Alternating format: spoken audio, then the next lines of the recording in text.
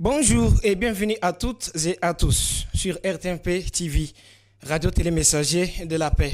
Il est exactement 15 heures passées de 55 minutes à Mouika, dans la province de Kasaï, 1 heure de moins à Maïndombe et dans la province de Kwilu. Bienvenue dans votre espace évangile au quotidien. C'est l'espace de réflexion, d'édification et de partage autour de la parole de Dieu. Aujourd'hui, nous abordons un thème d'une importance capitale pour la vie chrétienne. La bonne nouvelle, sa mission principale à la lumière de Matthieu chapitre 28, verset 18 jusqu'à 20. Dans ce passage, notre Seigneur Jésus-Christ confie à ses disciples une mission universelle.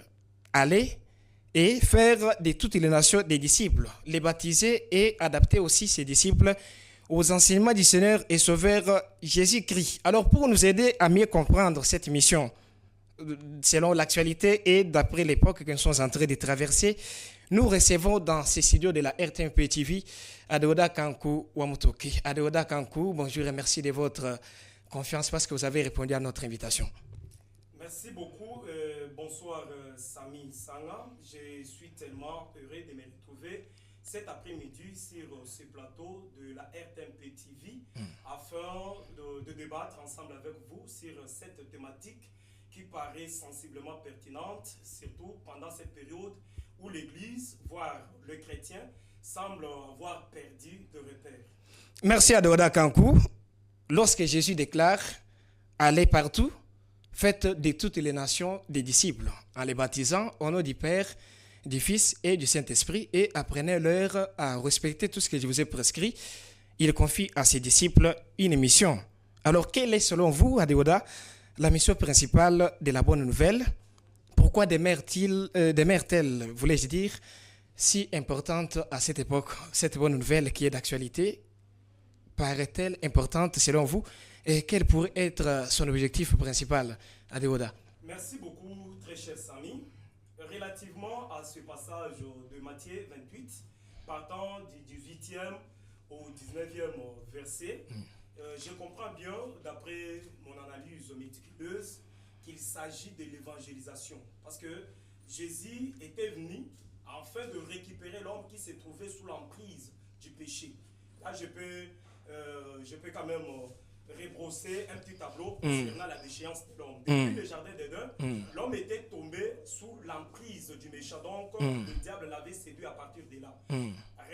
Donc, réellement, l'homme s'était trouvé totalement séparé de Dieu. Et Dieu avait utilisé presque tous les moyens possibles afin de récupérer l'homme. Et cela semblait totalement impossible. C'est pourquoi Dieu lui-même a pu prendre un corps, selon qu'il est écrit dans la Bible, que Jésus qui devrait venir était la représentativité d'un Dieu invisible. Il est Emmanuel. Donc par les canaux de Jésus, Dieu a eu le temps de récupérer les mondes. Mais Jésus n'était pas appelé à rester éternellement sur la terre. Ainsi, il pouvait faire une partie de l'œuvre pour laquelle il avait été mandaté, puis rentrer au ciel. Ainsi, il avait constitué les cortèges apostoliques. Et avant qu'il ne s'en aille, il leur dit à le prêcher. Donc, en allant pour prêcher, on comprend bien qu'il est question de l'évangélisation. Donc, on doit évangéliser l'homme qui était sous l'emprise du méchant pour devenir aujourd'hui chrétien et demain avoir la vie éternelle. Donc, si nous pouvons bien comprendre, la mission principale de la bonne nouvelle ou de l'évangile, c'est le salut de l'homme. C'est néanmoins ça. Merci beaucoup, Adeoda. C'est ça le fondement selon votre manière de comprendre le texte que nous venons de lire tout de suite à la lumière de Matthieu chapitre 28, verset 19, parce qu'on ne voulait pas faire une large lecture. Alors, Adeoda Kankou, vous l'avez évoqué tout de suite, il s'agissait de la mission principale qui était considérée pour vous comme l'évangélisation. Alors, comment ces disciples devraient évangéliser? Est-ce qu'il fallait appeler les gens pour leur promettre des choses? Parce qu'il a dit, faites de toutes les nations des disciples. Alors, de quelle manière on peut parvenir à faire d'une nation disciple? Comment on peut transformer quelqu'un à devenir disciple? Merci beaucoup, très cher Sami. La question me semble tellement judicieuse et pertinente. Vraiment, ça ne devrait pas se passer par les efforts humains. Parce que Jésus lui-même, si vous poursuivez bien ce passage-là en bas, qu'est-ce qu'il dit? Je serai avec vous. Et en vous? Je serai en vous de maintenant jusqu'à la fin du monde. Donc, mission devrait être en quelque sorte aisée ou facile avec l'avènement du Saint-Esprit. C'est pourquoi quand nous arrivons en Actes des Apôtres chapitre 2, on parle de la Pentecôte. Donc c'était une puissance qui devrait seconder les apôtres de sorte qu'ils réussissent dans la mission qui leur avait été confiée par le Maître, donc Jésus-Christ de Nazareth. Donc c'est sous cet angle-là que l'évangélisation ou bien la bonne nouvelle de Jésus-Christ devrait atteindre les mondes entiers. Et si vous regardez bien actuellement, il y a beaucoup d'églises qui naissent mais qui ne font pas long fait. Pourquoi? Parce qu'il y a les gens qui se fabriquent des ministères. Il n'a jamais été appelé parce que c'est lui qui appelle, donne aussi la provision. Mais les gens se préfabriquent des ministères. Et même là, il a la Bible, il a sa veste pastorale, il se tient devant les gens. Il commence à transmettre des choses, ne pouvant pas même toucher les gens le cœur des gens. Regardez bien, selon toujours Actes des Apôtres, là, chapitre 2, le premier jour, disons, les jours même de la naissance de l'Église, c'est l'apôtre Pierre qui prêche. En un seul jour, les messages avaient atteint autant de gens. C'est par là qu'ils ont dit, hommes frères, que pourrons-nous faire? Oui, parce que votre évangile nous a touchés. Alors, actuellement, nous sommes en train de constater que l'Église a prévariqué, donc a failli à cette mission, faute d'esprit ou bien faute de puissance pouvant aider la dite Église à être stable et aussi à être tellement puissante sur le terrain de l'évangélisation. Adéoda, est-ce une erreur si la mission principale de l'évangélisation devenait celle de promettre des grandes choses, promettre des voyages, promettre aussi le mariage à toutes les nations pour lesquelles on est en train de mobiliser beaucoup d'efforts pour en faire des disciples. Alors si l'Église parvenait à adopter ce chemin-là pour convaincre la plupart des personnes, est-ce que vous trouvez que cela ne peut pas marcher, ne peut pas aussi cadrer avec la mission principale de l'Évangile ou de la bonne nouvelle? Je viens tout à l'heure, très cher Samy, évoquer la faillite de l'Église quant à sa mission lui confiée par le Seigneur. Donc la mission principale de l'évangélisation, ce n'est pas promettre aux gens les conforts, le luxe, le mariage et consorts. Non. D'abord, si nous pouvons bien comprendre l'objectif pour lequel la bonne nouvelle doit être prêchée, c'est les salis. C'est pourquoi vous voyez même l'apôtre Pierre avait posé la question à Jésus. Il avait dit, nous avons tout abandonné à cause de... Nous avons tout quitté, Alors, qu'est-ce que nous allons gagner avoir? Et Jésus lui avait répondu avec justesse tout en disant, dans les siècles présents, vous pourrez avoir les femmes que vous avez... Là, vous comprenez qu'il y a deux phases maintenant. Alors, si vous pouvez exclure... si vous pouvez exclure la phase selon laquelle on peut promettre des choses et d'autres, tel qu'on peut parler des mariages, on peut parler des voyages aussi, des progrès, des business.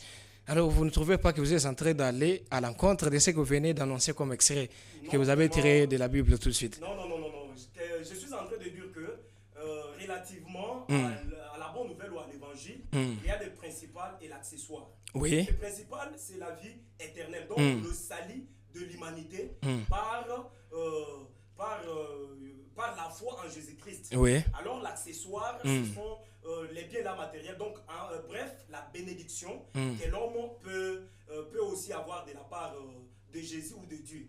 Maintenant, ce qui est au moins regrettable actuellement, c'est cette façon-là d'inverser les choses par les chrétiens.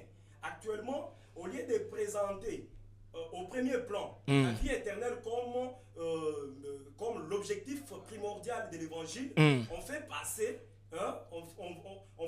devant les gens les bénédictions matérielles du verse. On leur parle de ceci, de cela, de mariage, de voyage et consorts. Non, mais on peut réellement avoir cela, mais on doit tout simplement être conscient et conséquent que l'évangile, quand il est annoncé, c'est pour le salut de l'homme. C'est pourquoi en Matthieu, si j'ai bonne mémoire, en Matthieu chapitre 6, verset 33, qu'est-ce que Jésus dit à ses disciples?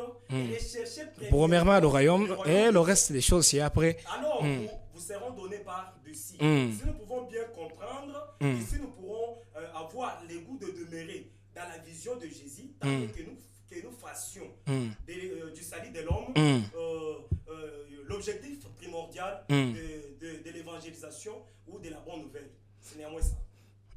malgré tout ce que venait d'agencer comme idée, comme proposition, alors moi je trouve que la bonne nouvelle n'exclut pas aussi d'avoir des présents. Quand on a de l'argent, on est en train de servir Dieu. Est-ce que vous trouvez que cela peut aller à l'encontre de ce que la bonne nouvelle exige ou sa mission principale? Vraiment, très chers amis, c'est que vous êtes censés savoir que Mm, quand on croit en Jésus-Christ, mm, on on doit pas être forcément béni. mm. Parce que quand on nous parle de l'apôtre Paul par les Écritures, Oui. on les présente comme un puissant apôtre de Jésus, Mm. mais fabricateur aussi des tentes. Mm. Donc il ne menait pas une certaine vie là luxueuse. Oui. Alors c'est que je peux comprendre et que en croyant en Jésus, Mm. on peut être béni et cela n'est pas forcément La mission principale la mission de la bonne principale, nouvelle. oui. Mm. Parce que l'apôtre Paul lui-même, quand il écrit aux Hébreux, qu'est-ce qu'il leur dit? Mm. Nous n'avons pas de cité permanente ici-bas. Oui. Nous sommes en quête donc à la recherche Mm. de celle qui est à venir, Mm. dont Dieu lui-même est Et architecte. architecte, oui. Alors, un vrai chrétien Mm. qui a cru totalement à Jésus-Christ Mm. doit minimiser toutes les jouissances terrestres. Mm. Pour dire tout simplement, ce sont des jouissances éphémères, fugitives, qui un jour pourront tout simplement rester derrière moi. Alors, faute au moins de repères, comme j'étais en train de le dire pour l'Église actuellement, il y a beaucoup de temples, il y a beaucoup de temples qui Mm. sont remplis, Mm. qui sont remplis de fidèles, et les fidèles là ne sont pas venus en Jésus-Christ pour le salut, mais ils sont venus pour des miracles, pour des choses peut-être terrestres que le prédicateur leur présente. Adoda, comment vous pouvez exclure les miracles alors que lui-même Jésus, à Marc, lorsqu'il les envoie, il leur dit je vous envoie, allez partout. Donc, prêchez la bonne nouvelle à toute la création. Celui qui croit et qui a la foi sera donc sauvé. Et voici les miracles qui accompagneront ceux qui auront cru en mon nom. Ils chasseront les démons, ils imposeront les mains aux malades et les malades seront guéris. Comment vous pouvez refuser donc l'impact des miracles dans la bonne nouvelle? Parce qu'il y a à des fois certains prédicateurs qui disent que lorsqu'on peut prêcher aujourd'hui sans tenir compte des miracles, donc nous sommes en train de limiter les pouvoirs de Jésus. Alors, Adéoda, qu'est-ce que vous pouvez ajouter à ce niveau-là pour convaincre au moins tous ceux-là qui peuvent avoir un point de vue qui ne converge pas comme le vôtre? Et aussi, parlant des miracles, c'est un point catastrophiquement sensible dans le monde religieux actuellement. Si vous lisez bien Matthieu chapitre 7, Oui. vers le verset 21, qu'est-ce que Jésus dit?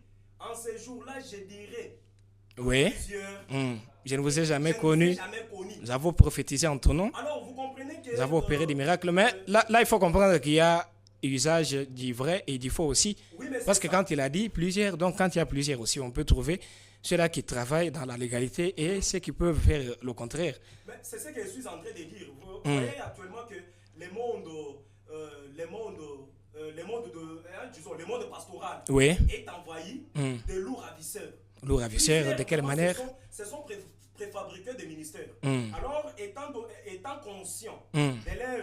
de leur séparation totale Mm. avec Dieu, Mm. ils doivent alors vouloir toucher à n'importe quoi Mm. pour tout simplement opérer pragmatiquement sur terrain de miracles. Mm. Et alors, il y a aussi des miracles qui ne viennent pas de Dieu. C'est Oui, pourquoi même Jésus Satan dit, aussi peut opérer des miracles. qu'est-ce que Tout ce qu'on Jésus peut lui dire. dit? Si l'arbre est bon, ses fruits aussi les Ouais. seront. Et il est aussi écrit d'une même source ne peuvent jamais jaillir une eau douce et une eau amère. Alors, Oui, c'est. regardez vous-même actuellement avec les prophètes, avec les pseudo-pasteurs. Comment vous pouvez. Il faut alléger les termes Adéoda Kankou. Vous êtes devant le monde entier Oui. qui est concentré. Alors il ne fallait pas Non, cracher moi, sur la mémoire des prédicateurs. loin de moi vraiment l'intention Oui. d'attrister Les prédicateurs, les serviteurs. Mais je m'acharne sur ceux-là Oui. qui ne sont pas appelés. Mm. Alors, vous voyez que quand il n'a pas de vision Mm. de la part de Dieu, mais lui-même est ambitieux de la pastorale, qu'est-ce qu'il doit faire?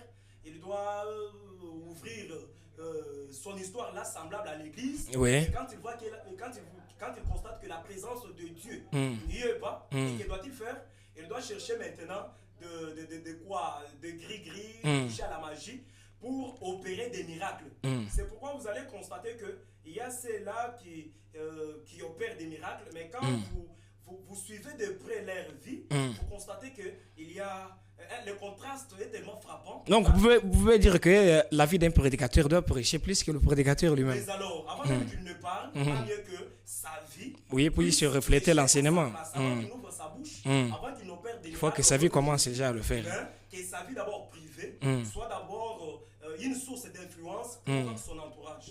C'est néanmoins ça. Merci à Deoda, merci à tous les téléspectateurs de la RTMP TV éparpillés et disséminés à travers le monde pour suivre cet espace Évangile au quotidien. Très chers téléspectateurs, tout ce que vous devez retenir, c'est que l'évangile ne consiste pas seulement en paroles, mais cela consiste aussi en actes. Il ne s'agit pas d'abord de bâtir des temples parce que lui-même, l'Éternel a dit, quelle maison me bâtirez-vous et quel endroit me donnerez-vous pour demeure? Parce que toutes ces choses, c'est ma mère qui les a faites. Alors c'est de cette manière-là. On se retrouve à la prochaine. Merci à toute l'équipe qui a réalisé cette émission. C'est la RTMP qui vous a servi, RTMP TV, bien sûr, qui vous a servi pour cet après-midi. Adoda Kankou était notre invité. Samy Yombo, c'est moi, votre présentateur principal. On se retrouve à la prochaine avec un autre numéro, toujours dans votre espace Évangile au quotidien. Au revoir. Merci.